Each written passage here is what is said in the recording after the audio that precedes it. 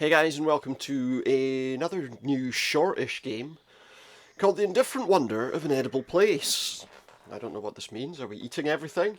I guess we'll find out as we see. This is issued in public interest by the Ministry of Entangled Histories. This is about some kind of weird government of some kind. I don't really know. Let's find out. Government of India. Attention is invited to the announcement of Pradhan Manurti Building Eater Employment Guarantee Scheme PMBEEP or PMBEEP, which provides a number of legal entitlements to workers engaged in the act of consuming built heritage sites under government directive. Consuming built heritage sites. We've got to eat buildings? Okay, fair enough. This programme, implemented under the guidance of the Ministry of Entangled Histories and the Ministry of Labour and Employment, will provide great relief to the jobless youth of our country and will aid in the necessary removal of all entangled and dubious history that has long prevented our nation from achieving its glorious destiny. So this is some kind of despotic government, I guess? Yes, I would like to apply for the post of Building Eater, please. Edible Places Recruitment Board centralised notice. And that's all in whichever Indian language that's in. Building Eater registration card and safety guide. Escape gets me to the menu. Oh, see, so this is telling me how to play the game. I need to move my keyboard a little bit closer to me. So the W, A, S, and D will be to move, shift is to sprint, and we can eat things with the left mouse, and right click to not eat. And if we hold the right mouse button, we can use a scope to find edible blocks. I see. Sounds interesting. What is it all about? Can I actually play the game? Let's decide. There we go. Okay, so we've got a building. It's falling apart. And can I... So what do I do? Crumbling is not an instance act, a fundamental pause. Dilapidations, processes, or organised decays. The Indifferent Wonder of an Edible Place. By Studio Oleomingus. Dear brother, it is a somnambulant dawn, a cold awakening of day into night, of colour into grief, and of memory into sorrow. And I write to you, my brother, to beg for your forgiveness, for I have become a building eater today. Okay. So what's this all about then? We've got a load of TV screens. 374, hold right click to view scope. Yes, I eat buildings. I wait beside the monitor for them to tell me what block to eat. What section, neatly carved, awaits my maw? And I consume the building piece by piece until ever so slowly the immutable form starts to lose its shape and decay, as if it was never there, leaving only the omnipresent hunger. So this is like a scope here that shows me where edible blocks are. Okay. They all say the same on them now. So what can I do? Wait. It said 374, so have I got to specifically find 374?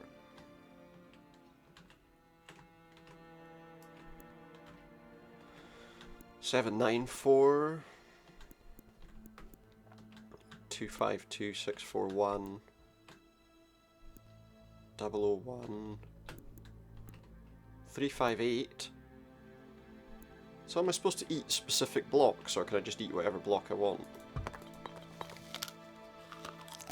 Let's just try eating whatever block we want. Okay, so there we are, munching away at some buildings. Oh, we didn't like that. What does this say? Warning, blocks consumed in unstipulated order will result in severe poisoning. Okay, so we have to eat them in a very specific order. Well, that's a bit frustrating, isn't it? Right, so I have to find the specific block, I guess. I'm moving very slowly. There we go, we're moving faster, right. 374... I can't... Oh, I see, when it's in the centre circle, I'm close to the right block. I get it. So, like, now I should be... Now we can eat a block. It's 374. I ate a block I shouldn't have. I'm so sorry. It's very controlling, considering it just wants me to eat the blocks. The town is no more. They ate the walls of the courthouse. They ate the fort atop the hill. They ate our mosque and our roadside shrines. They ate the hospital and the old bazaar. The copper domes of the lantern factory. They ate the monastery and the jail. They ate all the secret chambers and all the nooks. They ate every corner. And we fled. I stood by as they ate the walls of my dispensary, soaking bricks in my medicine jars, pouring limestone curry into eager gullets. As the roof started to crumble, I took my unguents, I don't know, and pills in my decoctions, the chemicals of my livelihood, the grain of my trade, before they could eat it all, and I threw them into the river. But I kept the old brass locks tied to the blue wooden door that now stands secure and solitary, devoid of the room it once enclosed.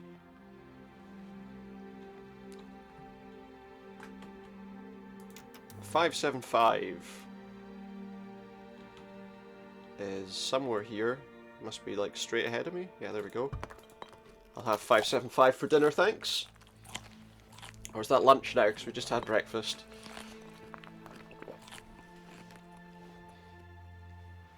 Eat the buildings. Abu and Ami, you ask. What about our house, you ask? The trunk full of garments, the silken threads? Baba's documents and the family deeds. What about the neem tree in the courtyard? Surely that's still there. What about the old Fiat in the shed? The filled-in well, the water tank on the rickety scaffold? What about the street, the coppersmith and the salt cellar, the capricious barber? What happened to the golden lighthouse? The palace of parrots, the alabaster courtroom? Surely there remains some imprint of a town, more substantial than mere memory. Some of it has survived. A basement without a home, a piece of laterite crenellation from the fort, a shrub of pipes revealed from within a wall, like bones revealed at the pyre, when the flesh sloughs away. And some pieces of the town travel with Abu and Ami, on the train that I put them into, along with the countless others who have fled, each carrying in their trunk of possessions a scent of home. But the town itself lies bereft of the town, a mirage upon an ardour of time.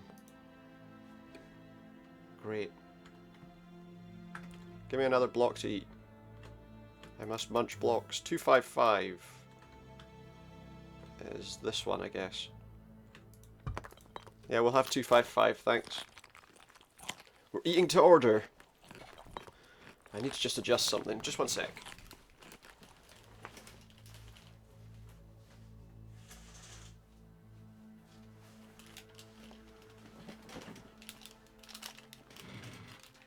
That's better.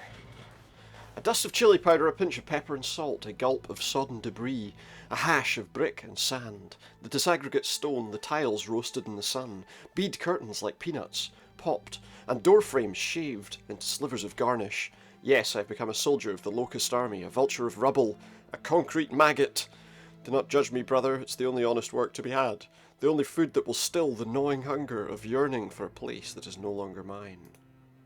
They say there's pride in being an eater of buildings. It's a project to rid the land of the many burdens upon it, to cast a fine nation on a new earth, one where fissured lands and cracked facades and broken people, like Abu and Ami and me, are glued together in the common enterprise of erasure. I know only this, that I'm hungry, and these buildings fill my shrinking belly, if only for a little while. So it's kind of a play on the erasing of the past, if you like, which some extremist groups do.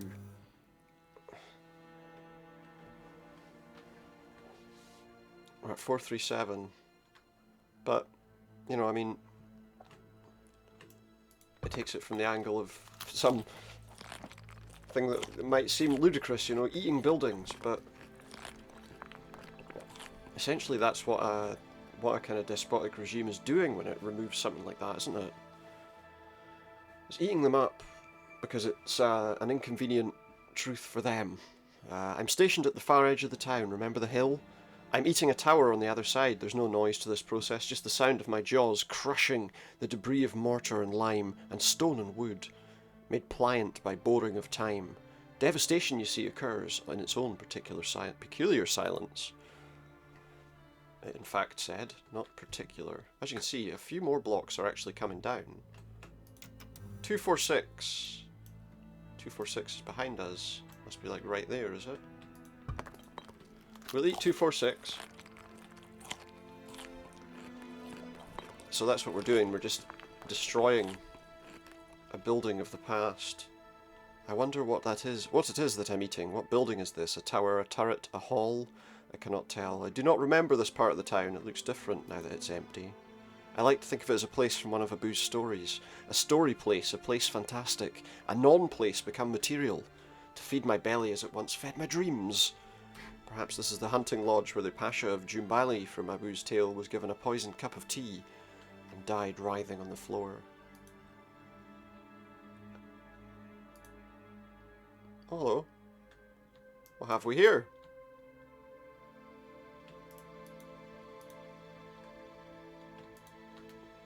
Do I have to eat this? Oh, we broke the teapot. Or perhaps it's the silo from the story of the mad clockmaker that Abu narrated every winter when our beds were pushed together in a single room to share the heat. And when sleep eluded our gathered clan, Abu would jump up and mime the story of alarm clocks that, like overripe grapes, burst in clangor. Is that what we're going to see now? Oh yeah, look. This is going to be loud.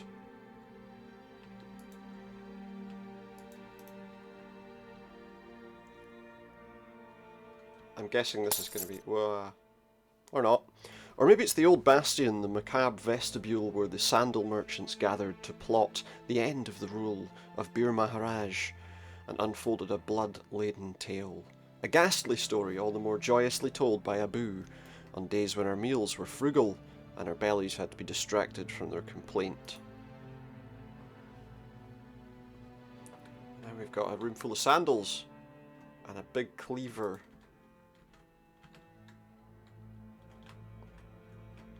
But nothing. The cleaver broke. I dream of these fantastical places, of rooms from stories long remembered, as I eat this tower, because I know not, brother, what I eat. Each block I consume is a prelude to the next, each piece of stone, each fragment of wood or marble, each pane of glass is but a morsel in time, and I've become the void that is the future. I'm only glad that I'm not eating somebody's home, a camera, a bed, a cupboard, a wall imprinted by warm hands, a floor indented by age. I'm glad that my building is faceless. This is just a tower, a turret of little import. I'm glad I do not eat the mihrab of a mosque, or the lintel of a door lovingly decorated with leaves. I do not wish to eat those. I do not wish to eat a home or a shrine, my dearest brother, and I pray to Allah that they never ask me to eat a graveyard. He says. Looks like we're back. What do we have to eat? 69. Lol. That's what you're supposed to say, right? Is that 69? We're eating this bit. Around the edges.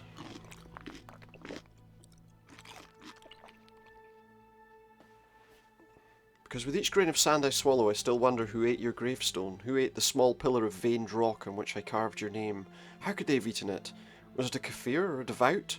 Was it someone so hungry they never saw that it was a gravestone? Your gravestone?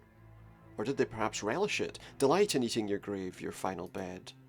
Perhaps that's why I eat buildings, my dear brother.